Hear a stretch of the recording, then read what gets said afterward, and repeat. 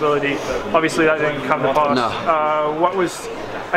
Did you ever think about doing that seriously? Yeah, of course. You know, the first 100 was just so crazy. Like, you know, you can't really. And I think it's my fault for mentioning it because everyone then gets really excited and says, "I want to be in second place when that happens." And so, you know, I got out and I felt like I got out hard and I was like pushed to the back and I was like, okay. I tried to go again and try and get round. No, it happened. Got a bit caught up and, you know, I then had to go reassess.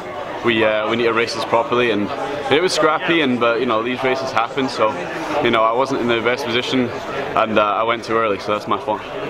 Now, the last 100 you were sort of, I mean, obviously they caught you, but you were sort of looking over your shoulder. What was going on right yeah? Yeah, I kind of looked up at the screen and my form was going and there was lactic building up and building up and building up, so you know, the last 75 was a long 75 meters for me, you know, and I just wanted to try and make sure I could finish as high as possible because, you know, that last 100 was really tough. And do you think, I mean, you made a move up, I think, to second midway through the race and then got shuffled back immediately. Yeah. Do you think that had anything to do with it? Or do you think it was mainly just you went too early? I don't know, probably like an accumulation of things, but you know, I got a race at the end of the day and all props to the Wisconsin kids. So, you know, it was a class field today and one of the best I've raced in the NCAA. So, you know, I'm obviously extremely disappointed, but you know what, like, you know, races like that are really exciting for me and it makes sure that I'm working hard.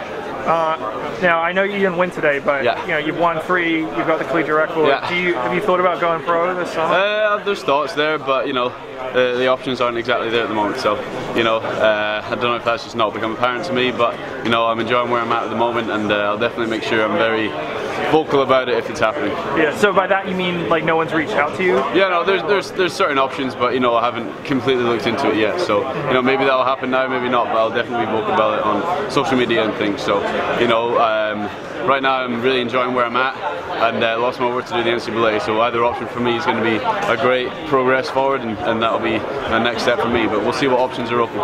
What do you have left to accomplish at the collegiate? Indoor NCAA record, indoor NCAAs, another outdoor title. So you know, there's lots of things, and you know, that outdoor record's not as fast as I want it to be. So I mean, there's been so many good runners that have gone to the NCAAs who have suffered a loss. You know, even Cheserek was undefeated, and then there's always the guy who's the favorite in cross country always gets knocked down. I know you don't need any extra motivation, but I mean, is this something that's going to fuel you throughout the summer?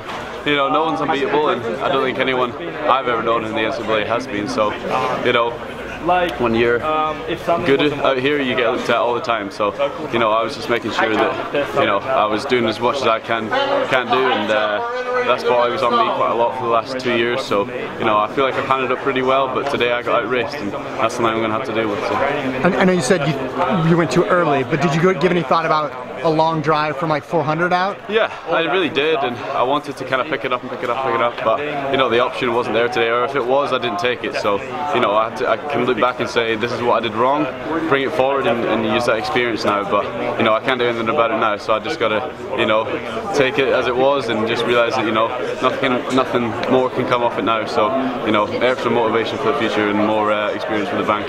And in the press conference you mentioned the competition is good, you know, you're the collegiate record holder, but you brought all these other people along too. I mean, that Brian Clay race was so deep, and he was in that Brian Clay race too. I mean, it's almost like you created this extra level of competition. Yeah, I love that, and I've said it in my interviews before that, you know, I'm not here to run fast for myself. I'm making sure that, you know, if someone's running fast, I want someone else to run faster, and I want to make sure that that's that extremely tight competition happening within the NCAA, and we're just trying to make sure that the level is getting better and better each year.